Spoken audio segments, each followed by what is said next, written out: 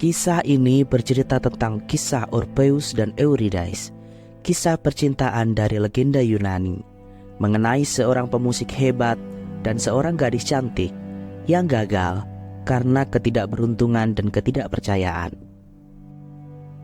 Di zaman dahulu kala, di tanah yang dipenuhi mitos dan keajaiban, hiduplah seorang pemuda bernama Orpheus. Orpheus diberkahi dengan bakat yang luar biasa dalam seni musik dan penyairan. Suara merdu dari alat musiknya mampu menggetarkan hati siapapun yang mendengarkannya. Tidak hanya manusia, bahkan hewan-hewan liar dan tumbuhan di hutan terpesona oleh melodi yang ia ciptakan. Namun, di balik bakatnya yang mengagumkan, ada rasa kesunyian dan rasa kehilangan yang dalam. Suatu hari, Orpheus berjalan di tepi sungai dan bertemu dengan seorang perempuan bernama Eurydice.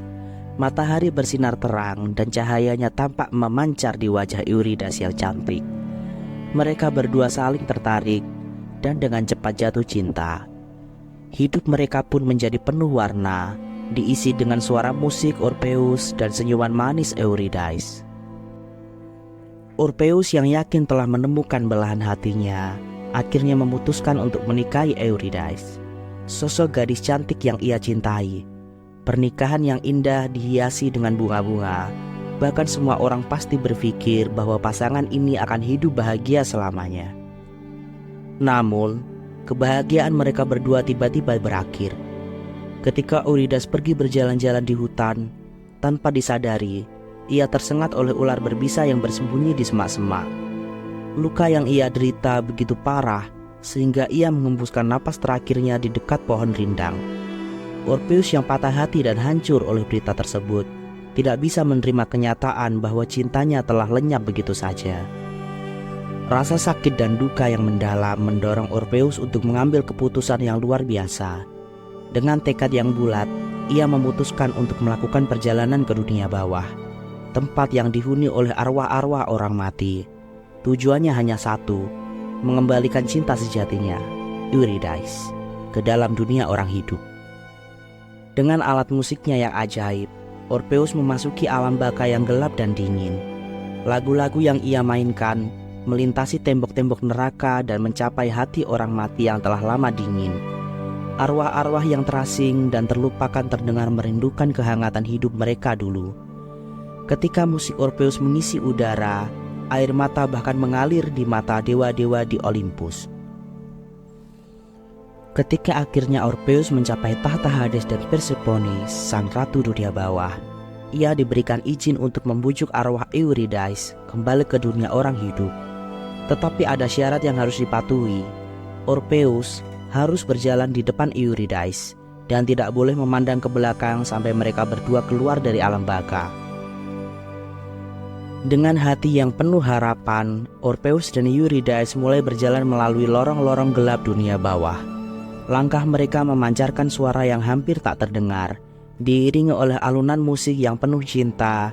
Eurydice yang berjalan di belakang Orpheus merasa begitu dekat dengan kebahagiaan kembali ke dunia yang ia tinggalkan. Namun, ketika mereka hampir mencapai pintu keluar dunia bawah, keraguan tiba-tiba merasuki pikiran Orpheus. Rindu untuk melihat wajah Eurydice, cinta dan kerinduannya yang tak terkendali membuatnya ragu. Semakin dirinya mendekati pintu keluar dunia bawah, semakin langkah kaki Eurydice tidak terdengar lagi di telinganya. Pikiran buruk menghantui pikiran Orpheus, mengkhawatirkan tentang Eurydice dan berprasangka apakah para dewa telah menipunya. Tanpa bisa menahan diri, Orpheus berbalik untuk melihat Eurydice sekali lagi, meskipun hanya sekejap. Saat pandangannya bertemu dengan pandangan Eurydice, mata mereka dipenuhi dengan rasa cinta dan harapan. Tetapi pada saat yang sama, Eurydice tiba-tiba menghilang di udara tipis seperti kabut pagi yang terbawa angin. Orpheus merasa bagai ditusuk oleh pedang di dalam dadanya. Rasa sakitnya lebih besar dari segala luka yang pernah ia rasakan sebelumnya. Eurydice yang hampir kembali telah dicabut dari genggamannya sekali lagi. Orpheus meratap dan merana.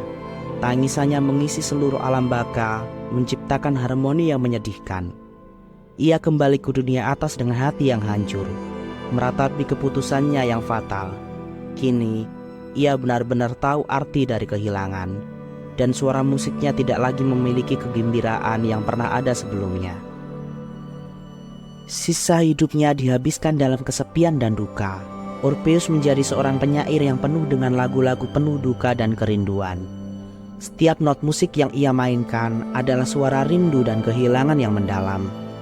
Ia seringkali duduk di tepi sungai yang pernah menjadi saksi pertemuan pertamanya dengan Eurydice, memainkan alat musiknya yang menyayat hati sambil mengingat cinta dan kerugian yang begitu besar. Kisah Orpheus dan Eurydice tetap hidup dalam legenda dan dongeng selama berabad-abad. Itu menjadi simbol cinta yang begitu dalam, kehilangan yang tak terperi, dan pengorbanan yang tidak bisa terlupakan.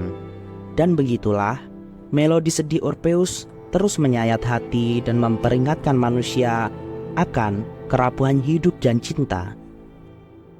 Eurydice, sinar dalam kelam malam. Senandungku mencari jejak yang hilang. Kukir melodi, menembus alam bawah. Namun takdir kejam, kau pergi tanpa balas.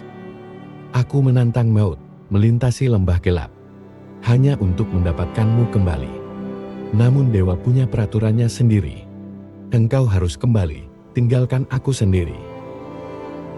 Dalam sunyiku, aku masih mendengar suaramu. Dalam mimpiku, engkau tetap hadir.